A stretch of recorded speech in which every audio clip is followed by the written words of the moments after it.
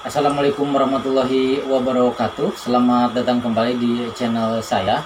Dan pada video kali ini saya sengaja memakai jaket kulit. Selain karena cuaca sedang dingin, saya juga ingin menyampaikan bahwa penghasil jaket kulit terbaik di Indonesia salah satunya ada di daerah Garut.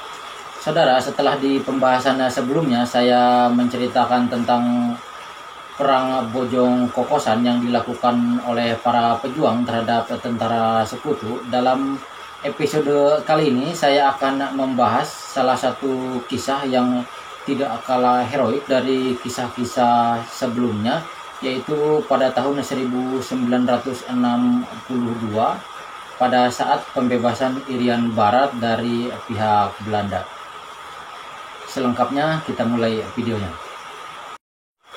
Saudara, salah satu tokoh militer Indonesia yang memiliki nama cukup besar adalah Jenderal LB Murdani. Selain kisah-kisah keberaniannya dalam setiap pertempuran, LB Murdani juga dikenal sebagai orang yang benar-benar cinta terhadap negaranya, yaitu negara Indonesia. Bahkan dalam satu kisah disebutkan LB Murdani selalu berdiri tegak, sikap sempurna manakala stasiun televisi TVRI waktu itu mengumandangkan lagu kebangsaan Indonesia Raya di pagi hari.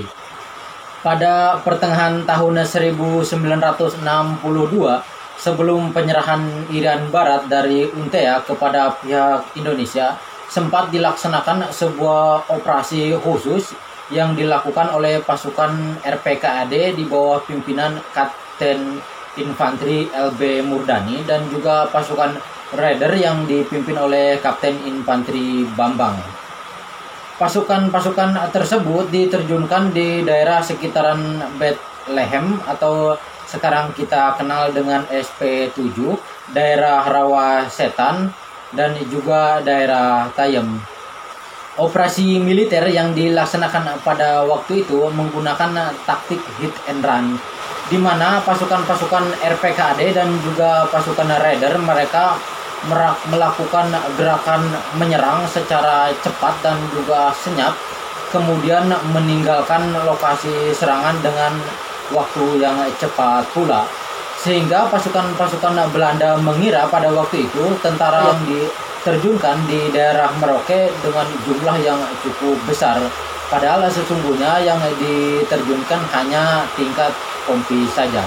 Penerjunan pertama dilaksanakan pada malam minggu pertengahan tahun 1961 yang dipimpin langsung oleh Kapten Infanteri LB Murdani.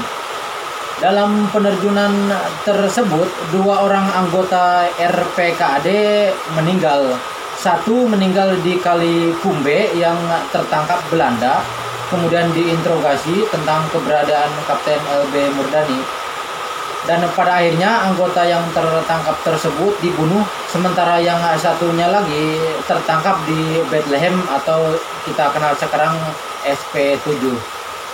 Ia meninggal setelah terpisah dari pasukan induk karena kehabisan bekal makanan dan keracunan buah pakis. Pada awal gerakan dibuat 6 pos yang dijadikan sebagai titik melakukan gerilya. Dan pada malam harinya pasukan RPKAD yang dipimpin oleh LB Murdani berpindah-pindah sampai 6 kali. Kemudian pada pagi hari bergerak ke daerah Sidomulyo, kemudian kembali ke tempat penerjunan di SP7 dengan dibantu oleh masyarakat dari kampung sekitar. Pasukan-pasukan RPKAD dan juga pasukan Raider mereka melakukan gerilya di belantara Merauke kurang lebih selama 8 bulan. Di dalam hutan kemudian mereka bertemu dengan kelompok yang pro dengan Indonesia yang disebut kelompok Merah Putih. Dan salah satu kelompoknya pada waktu itu dipimpin oleh warga sana yang bernama Pak Labuba. Kelompok yang pro terhadap NKRI tersebut bertemu dengan LB Murdani dan juga Kapten Bambang. Kemudian kelompok tersebut diberi tugas oleh LB Murdani untuk memberikan informasi mengenai keberadaan pertahanan Belanda di sekitaran wilayah Merauke. Petunjuk-petunjuk yang diberikan tentang kegiatan tersebut hanya diberikan kepada Pak Ladula sebagai ketuanya. Ada salah satu kejadian yang cukup heroik pada waktu itu, di mana pada saat kontak senjata di daerah Mopah dan Blorep, salah satu serma Belanda meninggal dalam pertempuran di Blorep. Pada waktu itu, anggota RPKAD yang terlibat kontak senjata adalah Pratu Ahyat dan Pratu Rumah Sukun. Dalam peristiwa ini, kedua anggota RPKAD berusaha menyelamatkan Letu Benboy dari pengejaran pasukan Belanda di daerah Kali Tangguh dengan bersembunyi di dalam semak belukar ataupun rumput ilalang. Pada tanggal 1 Mei 1963, akhirnya dilaksanakan penyerahan Irian Barat dari UNTEA kepada pihak Indonesia.